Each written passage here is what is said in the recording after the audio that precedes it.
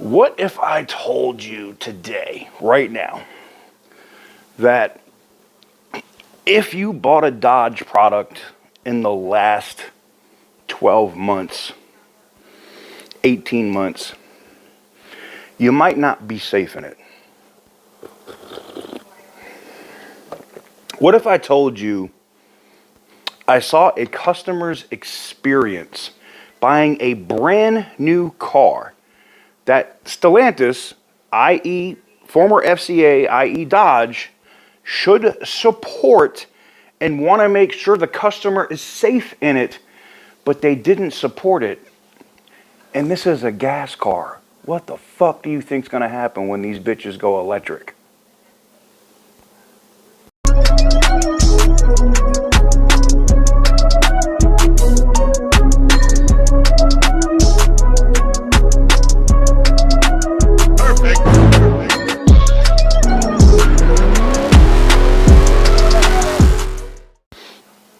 Before we get into today's video, guys, I got to talk a little bit about the sponsors today, and that is Morgan & Morgan Attorneys at Law. If you're looking for a personal injury attorney, you will find none other larger than Morgan & Morgan. They're the largest personal injury firm on planet Earth. 20 million phone calls in 2023 alone. If you follow them on Instagram like me and I do with them, you see settlement alerts every day. Boom, boom. It's supposed to be a $5,000, offer was the last offer. They settle for they win in court for $865, like $865,000, like non-stop. When you're going against big, giant insurance companies, size matters. Morgan & Morgan has that. It's not just a pun. You can get started today by going to forthepeople.com/TK's Garage. You can do it from a laptop. You can do it from one of these smartphones, on your couch, in the shower, pretty much wherever you want. forthepeople.com/TK's Garage. And I appreciate them for allowing me to do what I do. So today's story is coming to us, guys, from Butter to Insider. Butter had hit me up about this. I know he's doing his own thing on it. But sometimes, you got to be a little brutal before the guys can come through and actually make it look nice and make it more media friendly. So in today's video, we're getting the attention today, and then it will become media friendly. Either OC Motivator or Butter will do it with less F-bombs and the like. But this really pissed me off. There's not a lot of stories I hear about where I'm like, this is bullshit, and I get mad about it. I got mad about this one. I don't like this at all. So it's a full case. Like, this customer has covered, he's done everything he was supposed to do. He's covered every base. He did everything correctly. And Dodge and a dealer are literally effing with him. So let me just define the problems real quick. We're going to go through it. I got the whole document here. I'm going to post it over here for you guys so you can see it. But brand new car has a major manufacturing defect. Sounds like something that Dodge should take care of right away, right? That would be common sense. The fact that I'm even having to make a video about this, or that this is on Challenger Talk on a major Dodge forum, is a problem. Link to that in the description down below too. But my car has a weird bond failure. The robots at the plant must have run out of glue, so my car's body is making squeaking noises. What that means is, and I know exactly what he's dealing with. So in the front, on the fenders, and in the rear, like where the quarter is, you ever like take your car apart, or if you're working on your car, you see like all that yellow foam shit in different areas of the car. They do that. It's not like a sound deadening thing. They do that so that the metal is not doing this. Moving, making noise while you're driving, because it would drive you absolutely batshit crazy. I know about this because in 2016, I bought a brand new Audi A8L. And everybody thought it was a wind issue with the mirrors. They replaced the mirrors under warranty twice, then found out it was a body issue, went in for 2 more times before I ended up having to lemon law the car out with Crone and Moss, which we'll be talking about here in a little bit. So let's get into it. This could potentially be a security issue as well, because without the bonding, the load pathing of collision energy can be disrupted. It's a safety issue, not just a vanity, I gotta hear this squeaking shit when I drive issue. Okay? To fix this, the entire back part of the car needs to be cut out. It's true. Metal has to be cut out. The repair estimate provided by the dealer is over $30,000. This is a very clear buyback car, Dodge, Stellantis. This is a very simple issue. I can't believe that we're even talking about this shit right now. Stellantis Dodge wants me to go ahead with the repair. Make it a fucking demo car. Put it at fucking car shows. Why the fuck would you put your customers' safety at risk? Cut the whole ass end out of the car, which, by the way, that's going to go on Carfax. Are you going to pay this guy diminished value? Are you going to pay him a diminished value claim? This is stupid. Spitting all over the fucking camera. I'm mad, man. This is dumb. Wants me to go ahead with the repair. If I do this, the body work will go on Carfax record and I lose thousands of dollars. Yes, you do. Plus, I will need a post-repair inspection done by somebody qualified. It's very unlikely that it will be repaired correctly. I agree with you. I've been there, done that. In the opinion of trained collision tech with whom I've consulted, I'm talking about improper corrosion protection, improper refinishing, the backside weld refinishing, not to mention it will mess with the load pathing of collision energy. It's true. The car is manufactured the same way. Every car that comes off the line comes the same way all the time. So if you change that, the way you get hit in a rear end collision in that car, there's no guarantee that you would have the same safety aspects you would if it was made properly at the factory than not. When I tell you you have such a huge case, and like this is not even like, it's not the fact that they would take the car back. This is for anybody that has an issue like this with any manufacturer. But this one, Dodge should wake up, because instead of you just buying this car back and giving this guy another car, like if I were you, I'd be like, yo, here's a Demon 170. We're super sorry for the problem. Like, Dodge, you should be bending over backwards to take care of this problem. And you passing the buck and not doing the right thing here goes to show the decay is not just at the dealership. You know, I kept giving corporate a pass. I kept saying, you know, it's not just Dodge, it's just them dealing with these dumbass dealers. But maybe it's not. Maybe the reason the dealers are so bad is because the company is so fucking bad. And that's sad for me to say. But I have to be honest here and go, what the fuck? This is common sense. And I don't want to hear this shit about, if Tim finds out about it, Tim Kuniskis is going to make it right. But the fact that Tim has to even find out about the shit to fix it goes to the fact that the rest of you fucks that are working at Dodge, at corporate, that are doing these fucking claims are fucking retards. You're putting a man's family safety at risk with a car that you fucking know is not going to be right. So I can tell you right now what's going to happen. If this guy's smart, he goes and retains counsel. They're going to go get their own fucking inspection. And then, you know what Dodge is going to do? They're going to do what they should have did immediately, and they're going to buy the car back. But not only that, because now this guy's gone and retained counsel, now they got to pay his attorneys. Now they got to give him another check on top of that for loss of use of the car and everything else. When Dodge could have just made the situation right, they're costing themselves more money, i.e. costing their investors money. And if you're somebody like me and you hold stock, you'd be pissed.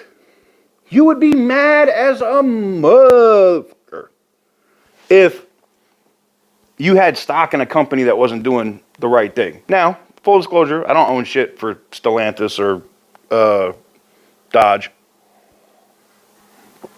I don't. I think they're publicly traded again because they're on Stellantis, but I don't hold that stock. If I was doing anything, I'd probably short it right now. That's just me. But anyways, he lists all the people involved. Let's just, I'm sorry. Y'all might not like me right now, but we put the VIN number here and all the names of the people that are involved here. And these are all the people that should be getting letters or emails from Tim going, what the fuck are you dumb asses doing? All right. Rose Serafino, Huffing's Dodge Plano Service Representative. O'Daly, Dodge Customer Service Rep. Thomas Bronte, Huffing's Dodge Plano Service Manager. Charles McFarlane, the Tempe Dodge New Car Sales Manager. Tommy, Tempe's Dodge New Car Sale Rep. Chris, Dodge Case Manager. Tracy, Dodge District Manager of the DFW area. This is not just a dealer issue. This is dealer and corporate. This is bullshit. Joey, Huffing's Collision Plano Manager. Kelly Rose, Huffing's Collision Plano Service Rep. The technicians who worked on the diagnosis of my car problem, Oregon Scat, nickname of a forum member at challengertalk.com, someone who is a professional collision check trained to do repairs that my car needs. Dodge Cares equals the nickname of Dodge official social media account on Challenger Talk. Now, that's the other thing is, corporate already knows about the issue because you're on a major forum and you've seen the story. And you've done nothing. What the fuck is wrong with y'all, man? So we got the details of the case. I'm going to go through it real quick. Took delivery of my car, the 2023 Challenger, from an out-of-state dealer, Tempe Dodge at Tempe, Arizona, a couple of days before Christmas of 2023. All right? The first drive made me hear a weird squeaking noise right when the car wheels started rolling because there's movement in that metal on the body. Called in warranty within 2 days and dropped the car off at Huffing's Dodge on the 24th, the day after Christmas. The dealership, Rose Serafino, called back saying the head mechanic was able to replicate the problem and apparently this was a body issue that had to go to a body shop. However, the body shop would not be able to take the car before the first week of February and they gave him a date of February 5th. Clear? So I waited until the first week of February came and I was able to drop the car off on 2/5 of 24 around 5:30. They gave him a loaner Jeep. Being concerned, I called the Dodge customer service on February 16th. I was assigned a case number. The representative's name was O'Daly. And she said someone from Dodge customer service was going to give me a call within one business day. I'd also explained the entire situation to her and told her that I wanted to talk to Dodge buyback department to see if they could do something for me. Yeah, the buyback department, like I have a very sneaky suspicion as these videos get a ton of views now, and people are sharing this video on Facebook, and I know Butter will probably do one, and OC Mode, other guys are going to do videos on this. If Dodge thinks they're going to sell any of these Chargers in 2025, and you can't take care of basic body needs on an internal combustion engine Challenger, and you think you're going to sell an electric car, I just can't wait to see how many houses burn down because 2025 Chargers go up in smoke because they have body issues, metal on metal issues rubbing, something breaks the battery. Doesn't sound, that's not cool. I shouldn't mention that yet. That's where we're at. You can't take care of one of these older cars. You think you're going to fix this new shit? Anyways, in the meantime, Huffing's Dodge Plano Service Manager Thomas Bronte called me and said that my car was missing essential body adhesives from the factory that holds all body panels and components together. This was a manufacturing defect. In order to help rectify, they could do the following things: weld around the area to secure everything. Again, that changes that car in the event of a collision. I wouldn't recommend it. That's just me. Take out all body components of the car, which would mean cutting the car up and doing extensive body work and reassemble the back side of the car altogether. This generates a Carfax report and significantly decreases the value of the car. I could go through the entire thing. There's a whole thing here, and I'm going to link the entire story from Challenger Talk down here below. But what I find very interesting is, let Let me go right here. What I find very interesting about the entire situation is Dodge let it get this far. Like, is this company this far gone that we can't even have faith in the managers at different levels? Everything has to go to Tim Kaniska's desk for some shit to be done right? This company's dead if that's the case. Because Tim is not going to be able to fix every single one of these fucking issues. He's just not. But this also goes to show that if they can't resolve an issue, it's a fucking safety issue with one of their internal combustion cars, a car that you've been making since what, 2010, 2009 is when the Challenger came out, right? Somewhere around there. Was it 08, 9, 10? Somewhere around there. You've had it's the same effing body. And you had this issue and you know about it, your company should have, here's the other thing. Your dealers should be fired because they should be doing a pre-sale inspection on it, or pre-delivery inspection. When they take the cars in, they should look at the cars and make sure they're good, because the dealer gets an invoice for that car. So you failed there. You failed at the second dealer. And then when you were made aware of it, and the service department made it very clear. Oh, and here's the thing. There's recorded conversations. There's video. All of that. This is just an introductory salvo. Boo! Shot across the bow. All right? Please do not make me make another video on this. If I got to go into phone calls and really make your staff and your company look bad. Look, I own a lot of Dodge shit. I do. Chrysler, Dodge, Jeep, Ram, right? You guys have seen my Commander. You guys have seen all my Aspens, the Challengers, the Demon, all of the different Dodge products that I've had and have. Don't make me be on some fuck the brand type shit. Because when I start seeing customers having these kind of issues, and the company's just like, I never want to hear brotherhood this, brotherhood that ever fucking again.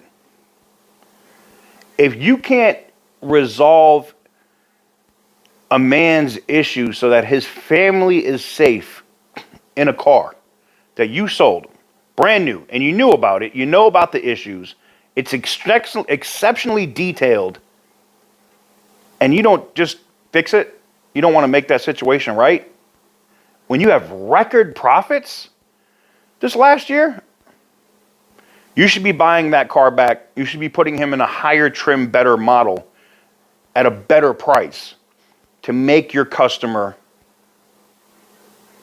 not hate the brand. I don't know what's going on at Dodge anymore.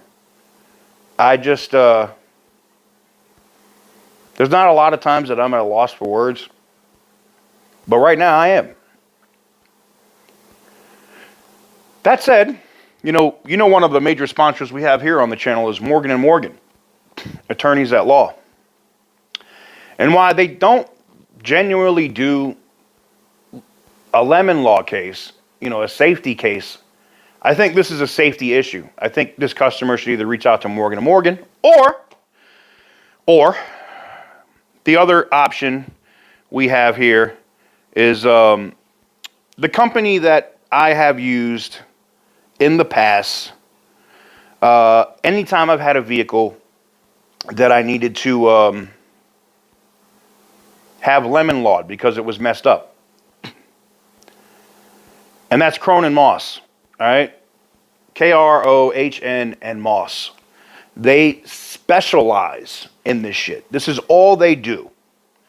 I would recommend that this customer contacts them directly.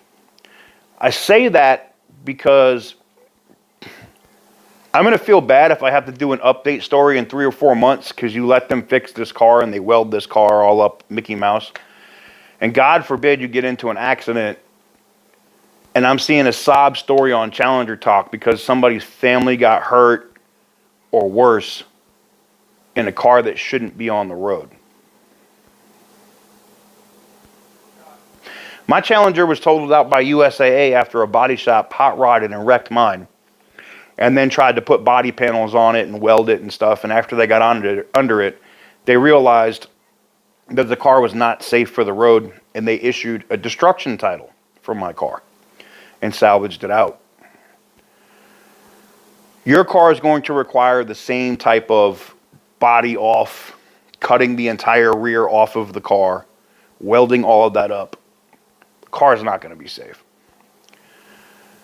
As somebody that rebuilds cars, and before someone gets, this guy doesn't know what the fuck he's talking about. As somebody that rebuilds cars and looks at crashed shit every day, because you can go back on the channel before I was getting into this dealer shit, I go to Copart and insurance auto auctions every day, and I see these cars. That car's, once it's changed, that's it. Not only do you take a massive hit in the value of the car, you can't guarantee your safety in that car. Let me know what you guys think in the comment section down below. If this pissed you off, like it pissed me off, smash that thumbs up button, like it disrespected your mama. Hit that subscribe button if you haven't already. And this is Dodge's opportunity. Please, please, please, please, please do not make me put this on and start going like this. Because if I got to start going like this and we start looking at stuff, it's not going to be a good look. Do not just turn me against the brand. Don't turn your customers against the brand, because then you can guarantee at that point the brotherhood's dead. Prove me wrong. Prove me wrong that the brotherhood is not dead, and fix this issue before it comes to a point that Dodge gets sued. Prove me wrong, because right now I don't believe it at all. This story, sad as shit.